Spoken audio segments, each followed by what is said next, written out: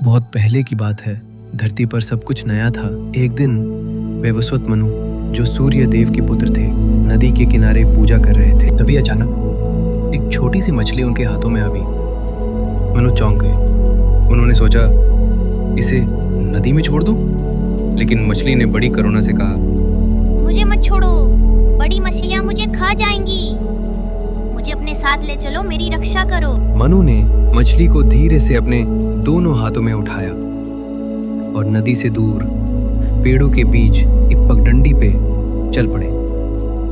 मछली उसकी तरफ देख रही थी, जैसे कुछ कहना चाहती हो, जैसे उसे उस पर भरोसा हो। जब मनु नदी किनारे ध्यानपूर्वक बैठे, उनकी हथेलियों में पकड़ी मछली सुनहरी चमक से दमक रही थी। तभी मछली ने धीरे से कहा, हे सज्जन पुरुष, मेरी रक्षा कीजिए, एक बड़ा संकट आने वाला है।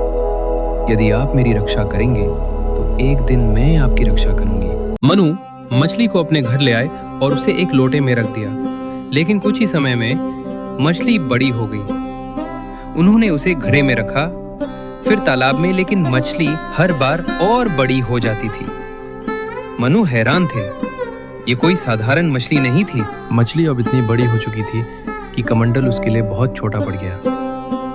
मनु ने उसे एक बड़े पात्र में स्थानांतरित किया, परंतु उसकी पूंछ अब भी बाहर लटक रही थी।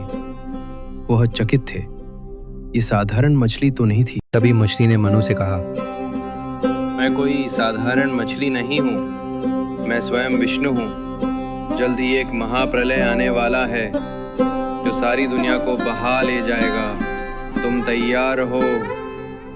मनु चकित रह गए। उन्होंने हाथ जोड़कर भगवान विष्णु को प्रणाम किया। मछली ने कहा, महाप्रलय के दिन एक विशाल नौका तुम्हें मिलेगी। उसमें तुम सप्त ऋषियों और हर प्रजाति के बीजों को लेकर बैठ जाना। मैं स्वयं आकर उस नौका को सुरक्षित मार्ग दिखाऊंगा। समय बीता, फिर शुरू हुआ महाप्रलय। चारों ओर सिर्फ पानी ही पानी था। तेज लहरें, आंधियां, विनाश का डर। और उस भीषण समय में वो दिव्य मछली नाव को खींचती रही। मनु हाथ जोड़कर नमन करते रहे अपने ईश्वर के इस चमत्कार को देखकर। नाव एक विशाल पर्वत की चोटी पर ठहर गई। मछली ने अपना दिव्य रूप प्रकट किया। वह स्वयं भगवान विष्णु थे। मनु ने हाथ जोड़कर प्रणाम किया।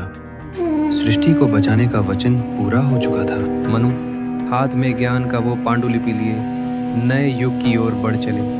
वो अकेले थे, पर उनके साथ थी एक नई सृष्टि की शुरुआत, जहाँ से फिर शुरू होगी मानवता की यात्रा। और इस तरह भगवान विष्णु ने अपने पहले अवतार मत्स्य अवतार में मनु, वेदों और जीवन के बीजों की रक्षा की।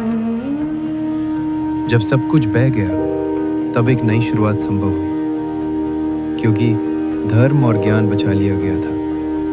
यही है हर युग का सत्य। जब दुनिया डगमगाती है, ईश्वर स्वयं मार्ग दिखाते हैं। अगर आपको ये कहानी पसंद आई हो तो वीडियो को लाइक करें, शेयर करें और चैनल को जरूर सब्सक्राइब करें।